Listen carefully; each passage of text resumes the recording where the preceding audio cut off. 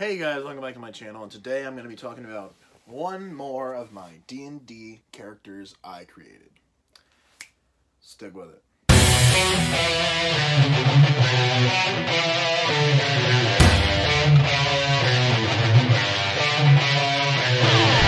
So guys, this next character I'm going to talk about is Grymun, or Grymun, spelled G-R-Y-M-U-N.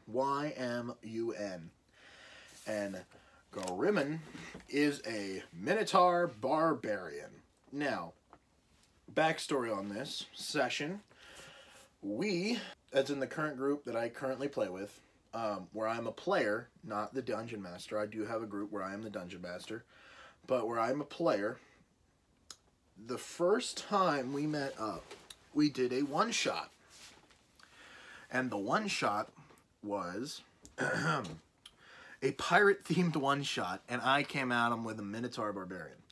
Everyone started at level 10. That's important information. Okay, so my Minotaur Barbarian, let's go down and we'll look at his ability modifiers first. +3 in strength, +1 in dexterity, +3 in constitution, -2 in intelligence, +0 in wisdom, and +0 in charisma. Okay, not bad, not bad, not bad. Saving throws, because he's a barbarian, is strength and con. So he had a +7 in strength, a +1 in dex, a +7 in con, a -2 in intelligence, and a +0 in wisdom, and a +0 in charisma saving throws. But he had advantage on dexterity saving throws against effects that you can see while not blinded, deafened, or I forget what the other one is, or something else. So that's important information to know. His background, of course, he was a gladiator. His skills, he had proficiency in acrobatics, athletics, intimidation, and performance. He had a passive perception of 10, a passive insight of 10, and a passive investigation of 8.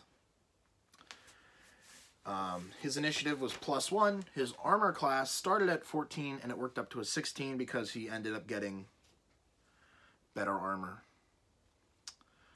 He ended up buying better armor. He had a maximum hit points. He had maximum hit points of 115. So he was a strong, tanky boy. He had a proficiency bonus of +4 because he was level 10. And his base speed was 40 feet walking because he's a Minotaur. Okay. He had 4 rages per long rest. He could gore someone with his horns. He had hammering horns.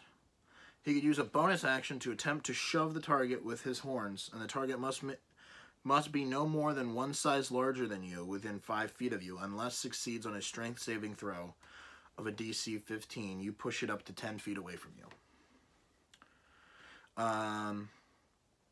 You get advantage on strength checks, saving throws, not attacks. +3 melee damage with strength weapons, resistance, okay, blah, blah, blah, blah, blah. Okay.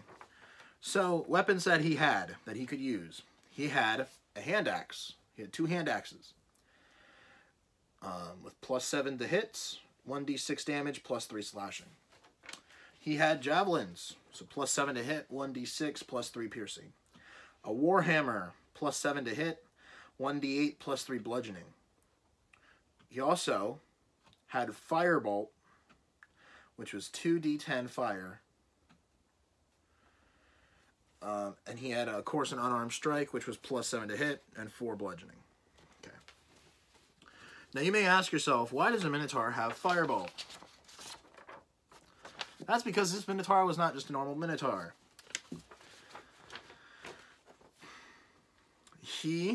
Okay, so Barbarian features, we all know Barbarian features. He has Rage, blah, blah, blah, blah, blah. 4 per long rest, Unarmored Defense, Reckless Attack, Danger Sense, and the primal path he picked was Path of the Totem Warrior. And he had Spirit Seeker, so he could cast Beast Sense and speak with animals as rituals. And he had his first totem spirit was Tiger, which is where he could jump 10 feet with a long jump, and he could jump 3 feet high regularly. So he had good hops for a big dude.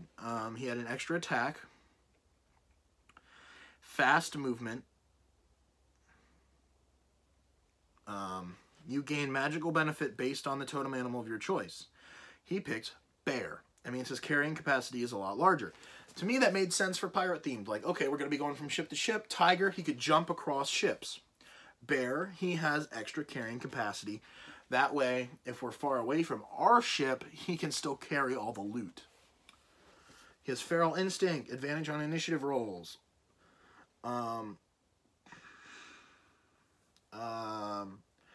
Brutal critical. He gets 1 additional weapon damage to critical hits.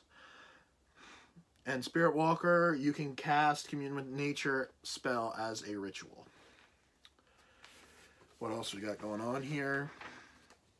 Goring Rush, Hammering Horns, Imposing Presence. You have proficiency in one of the following skills: Intimidation or Persuasion. Yeah, pretty fun on that. Next up, we had spellcasting list. He could do Firebolt, and he gets that from his Aberrant Dragon Mark. Aberrant Dragon Mark is, you learn a cantrip and a first level spell from the Sorcerer spell list. You can learn and cast that spell at lowest level once per long rest. When you cast this spell with your Aberrant Mark, you can use 1 hit dice and roll it. Immediately after you cast the spell, roll the hit dice. You roll an even number, you gain a number of temporary hit points equal to the number rolled. If you roll an odd number, 1 additional creature within 30 feet of you, not including you, takes force damage equal to the number rolled. If no other creatures are in range, you take the damage. And he also got tough, so his maximum hit points increases by 20. So Aberrant Dragon Mark, he got Firebolt. And he also got Ice Knife. Of course, he had Speak with Animals, Be Sense, and Commune with Nature because of his things. But he was a lot of fun to play. Some of my favorite moments with Grymun was basically we fought in an underground city. No, an underwater city where we got a mark put on our foreheads. That way we could breathe underwater temporarily. And we went through, fought a bunch of guards with a gunslinger. Him and a gunslinger were pretty good buddies. Basically, oh, I forgot to read something quick. So let me just read these. He was proficient in light armor, medium armor, and shields. He was proficient in martial and simple weapons. He was proficient in disguise, kit, and loot, and he spoke common and Minotaur. Okay, now that's out of the way. Story time. He was very good friends with the gunslinger of the group. They battled. They were 2 peas in a pod, basically, beating the crap out of everyone.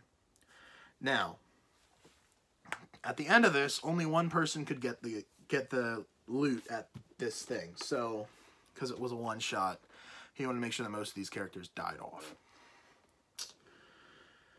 So, Grymun, basically ended up coming into, it became a Hunger Games arena, except we all had our weapons and stuff. And him and the fighter went straight at it. They were going at it hard. The fighter, well, the gunslinger was on top of a perch, like a sniper perch, shooting at him. And he hit once or twice, you know, nothing to be super concerned about. The Minotaur climbed up. And then the gunslinger, he hit the gunslinger with a warhammer shot. Gunslinger jumped off the perch onto a tree, and the DM was like, all right, roll acrobatics. Boom, nailed it. The Minotaur tiger jumped off of the sniper perch and speared the fighter through the tree. I mean, the gunslinger through the tree. I rolled a natural 20 on that. Yeah. I gored him through a tree. And as soon as you gore, he is a tiefling, so he gets Hellish Rebuke as a reaction. So he casted Hellish Rebuke. Tree was on fire. It made... that was by far the best fight sequence, and I rolled a natural 20, so I destroyed the perch, the stone sniper perch, that the gunslinger was using to snipe. It was just a great time. That was a fun one-shot, and I ended up losing the one-shot. I ended up not getting the special ability, and neither did the gunslinger, because I damaged him pretty bad. Then he died from a Water Genasi. A Water Genasi Warlock. The winner, of course, was a Halfling Sorcerer.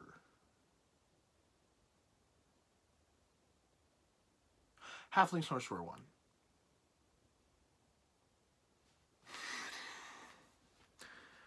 Yep. A Halfling Sorcerer won.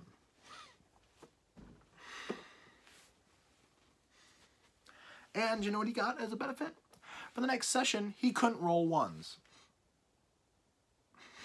Like, he literally checks. Any check, any attack roll, any initiative roll, anything. Couldn't roll ones. Damage rolls, couldn't roll ones. He straight up couldn't roll ones. You have to be kidding me.